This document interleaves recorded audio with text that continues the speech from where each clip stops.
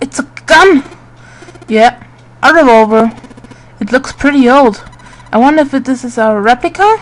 Jumper reached down slowly and cautiously picked up the revolver. In his hands it felt heavy. He checked the cylinder. There were 6 bullets. He'd never seen a real gun or even a real bullet before. He couldn't tell if these were real or not. The barrel was riveted and nothing seemed to be blocking it. As Ace had said, the gun was a very old one. However, it appears to have been well maintained. If it was a real gun, Jumpy thought it would most likely function perfectly. If it was real, holding the gun made Jumpy feel unpleasant. Carefully, he placed it back in the coffin. You're not gonna take it? Of course not!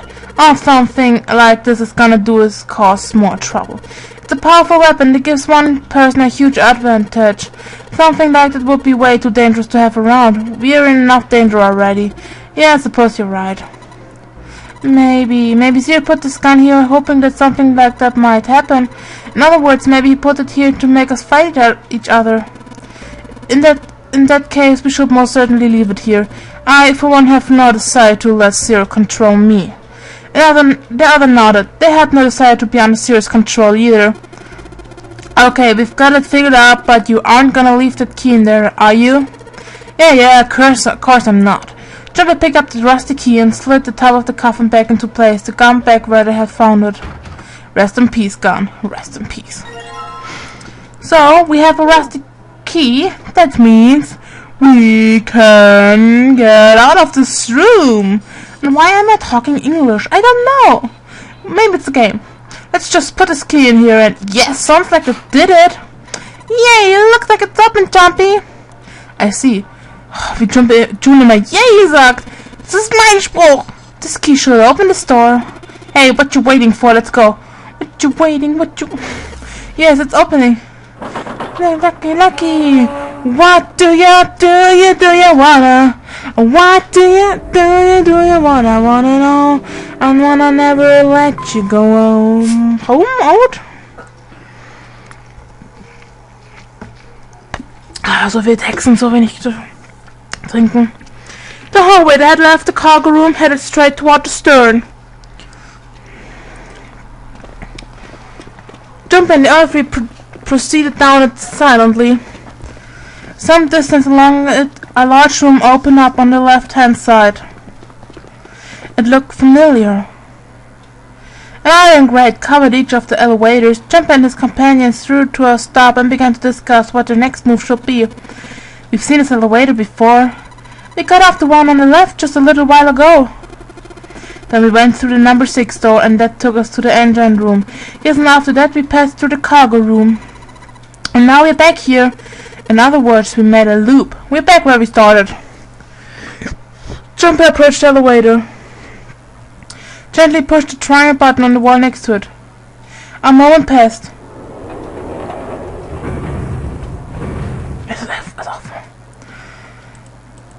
The elevator door opened.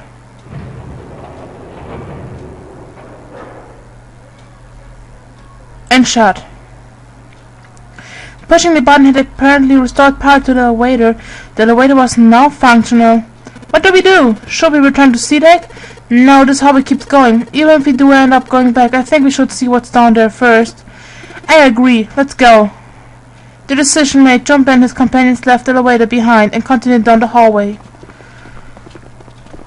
Sometime later, Santa, who had been walking several paces in front of the rest, suddenly stopped. Set in the wall in front of him was a door. So far as Jumper could see, there was no other way to proceed. It was a door or nothing. Alright, let's open it. Jumper took a deep breath, radiated himself, then grabbed the doorknob and pulled the door open. Und was erwartet uns darin? Das wissen wir alle. He paused for a moment and stepped through into the room. And there he saw the number that had hung over their heads since they've woken up. 9. Like the numbers on every other door, this one too was rough shaped, made of red paint. Vielleicht ist es auch gar keine 9. Its door was set into the back wall of the room. Jumper leapt toward it with a sudden burst of hopeful energy. It was a large double door, heavy and full of solemn importance. He grabbed hold of the door handle and shook. Nothing but he hadn't expected it to open. The rat stood on the wall next to the door. Its screens read vacant. Finally, they found it. Jumpy felt himself overwhelmed by a torrent of emotions. At least they'd found the exit, but could gripped his heart, and he knew all too well why.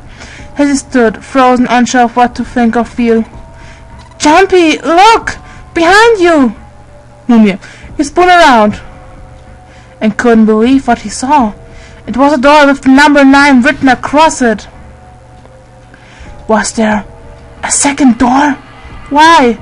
Jumpy's voice was barely audible even to himself. He stumbled toward the second door as if somehow compelled.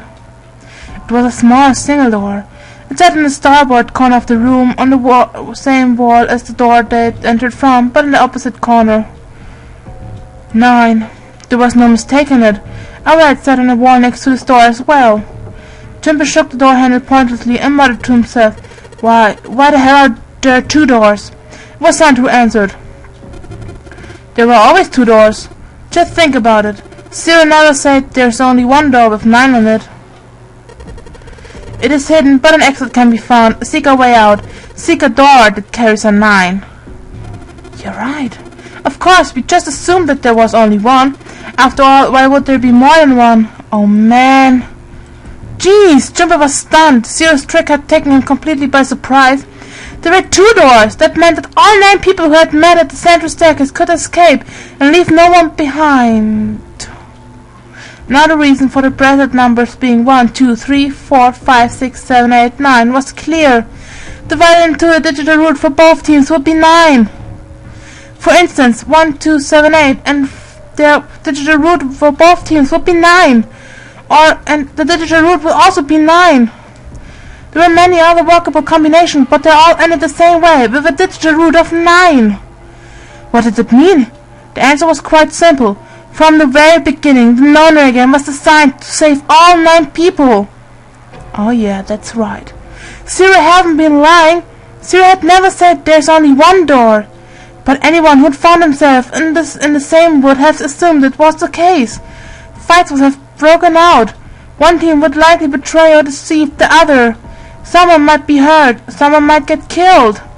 But eventually they would reach the room Jumpy now found himself in, and realize the pointlessness of whatever violence they'd visit upon each other.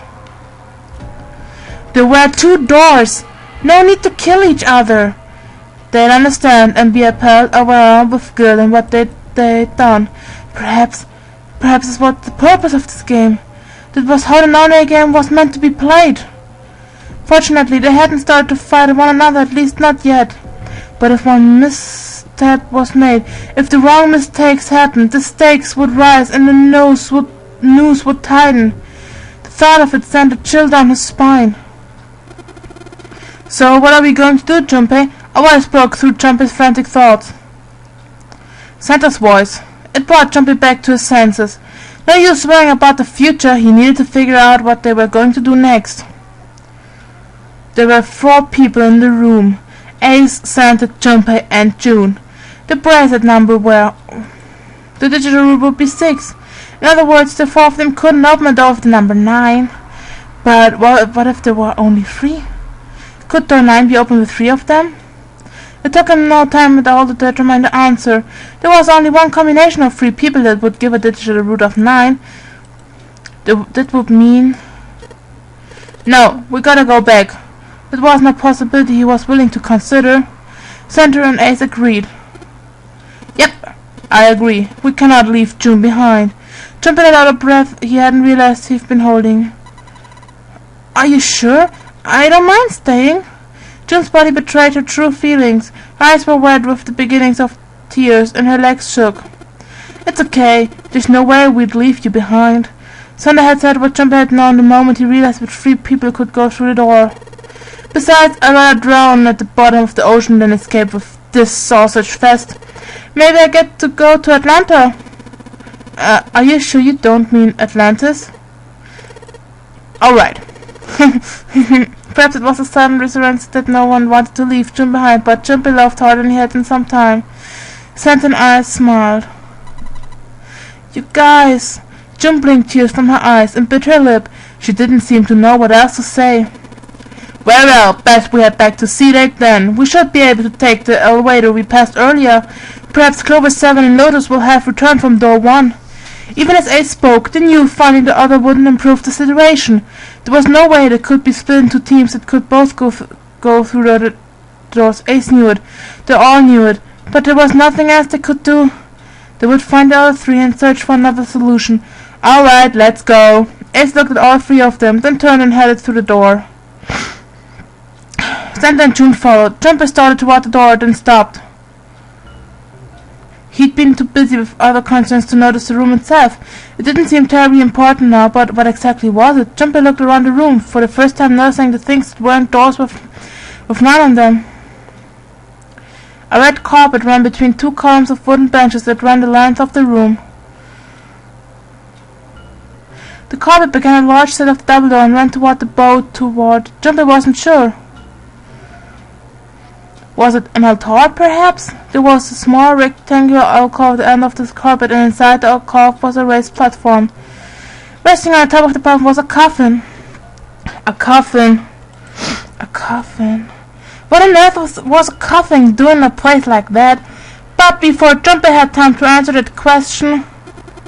Hey, Jumper! The hell are you doing? Let's move! Santa's voice echoed from the hall outside. Right, okay, I'll be right there. Jumper turned on his heels and left the quiet, somber room.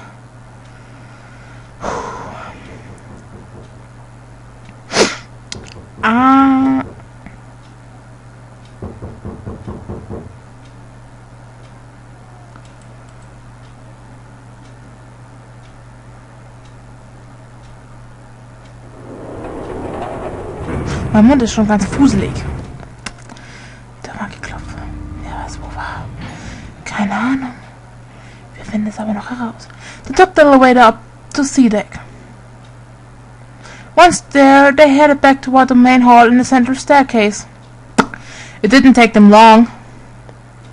Jumper found 7 and Lotus waiting for them. They didn't look happy. We've got a problem! Clover is gone! Jumper and his 3 companions looked at one another. He turned back to 7 and Lotus. What do you mean, gone?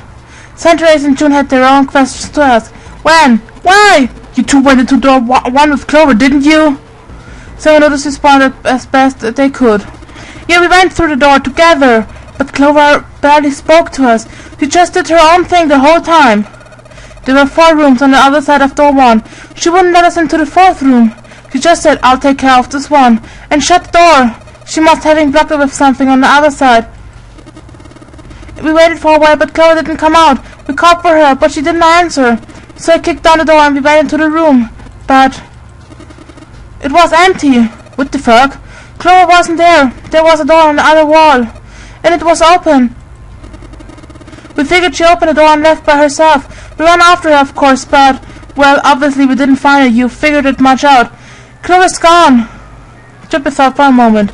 When did this happen? We got here just before you. You certainly have excellent timing. So you haven't searched anywhere other than near the staircase? No, we haven't. Finally, Ace spoke. His voice had an edge of resolve and concern. Very well then, we best separate and look for Clover. We haven't much time left. Let's begin.